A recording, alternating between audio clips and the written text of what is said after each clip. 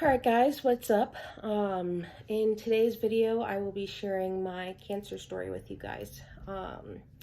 Now, my cancer story isn't like a lot of other people's cancer story. It has kind of a weird beginning. So, at the very end of 2018 or beginning of 2019, I had discovered a painful lump underneath my armpit. And at first, I gave it a little while because it's like, okay, maybe it's just my body being weird. So I gave it a few days and a few weeks, and I'm like, okay, it's not going away. It's still really painful, and the lump is still there. What's going on? So then started getting doctors involved, and for a while, the doctors were like, oh, nothing's wrong. We don't need to check or anything. We'll see you again sometime soon or whatever. And that happened for quite a long time. And it wasn't until around when COVID started, so 2020, when they decided, since it was now moving to the second armpit, with the lump and the painfulness, that, hey, maybe something is wrong. Maybe I should get you tested. So then they started doing tests, and after they did tests, they're like, well, we're glad that you didn't give up because you have cancer.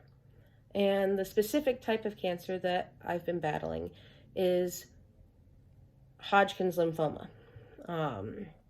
It wasn't at the worst stage, thank God, but it was difficult.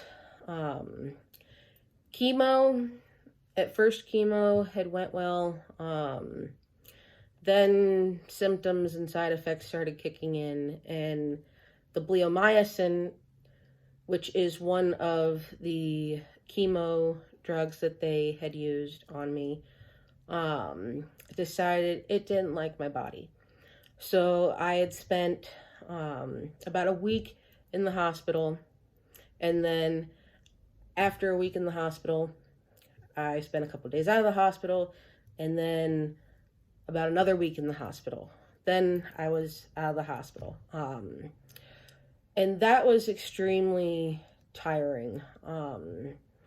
Bleomycin, if you have lung problems, it can be a risky thing.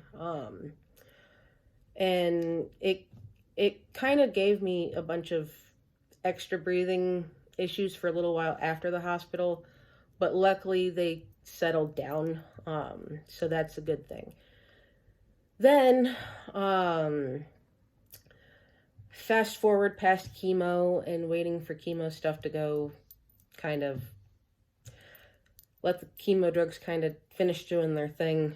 Then I got a scan, and a few more scans after that scan, and then fast forward a little bit more, I had to get another biopsy done because my spleen had lit up, and that was very scary. And the funny thing about the spleen biopsy is when they were initially trying to find my spleen, mine wasn't exactly where like the normal spleen is. It was either up or down a little bit compared to where it normally is. And they're like, where's her spleen?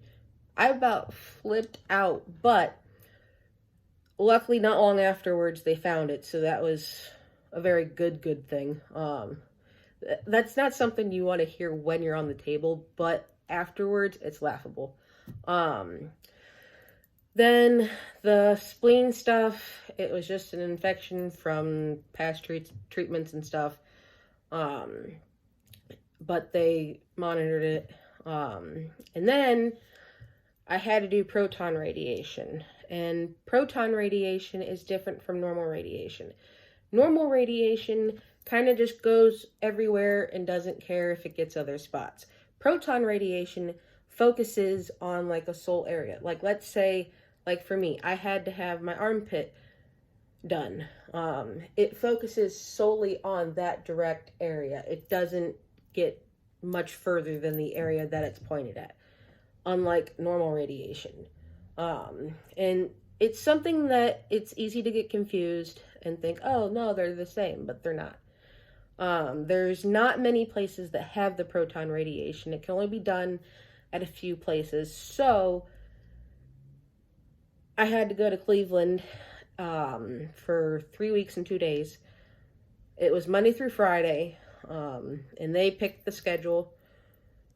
So it was driving an hour to and from the hospital, and then spending a few hours in the hospital. Some preparation for treatment and then getting the treatment, others for waiting to get called back to treatment, and so on and so forth.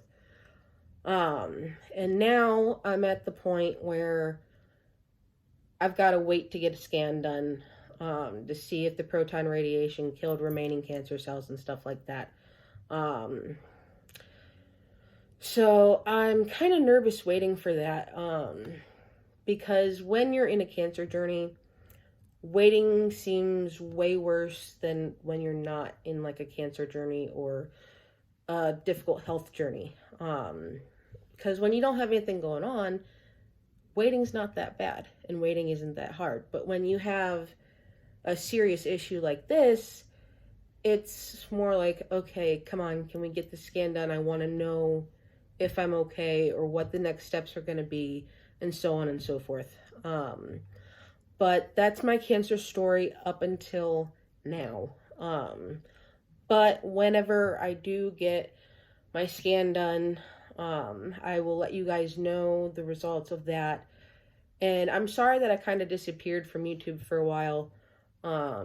Cancer kind of took a big hit on that.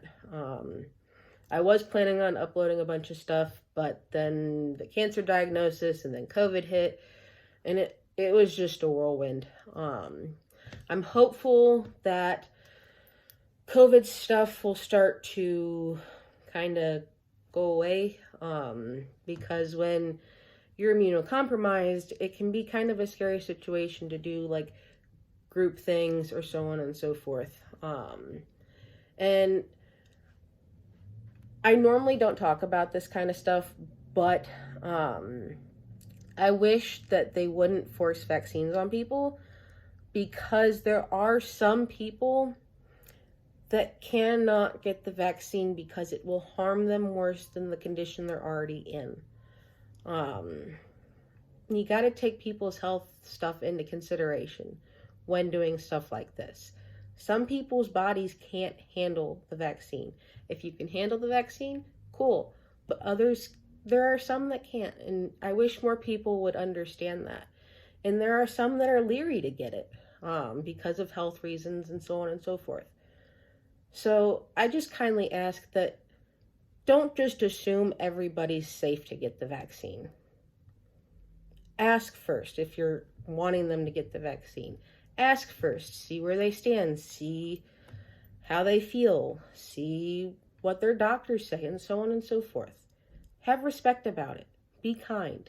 The world already has enough hate and enough violence on everything, and everybody goes through their own different battles. And you never know what health battle they may be facing, because they may not jump online or jump to just talking to everybody about what they're going through. They may kind of keep it in a small circle or to themselves for a little bit until things get clear. But that's it for this video, and I will see you guys in the next video. God bless.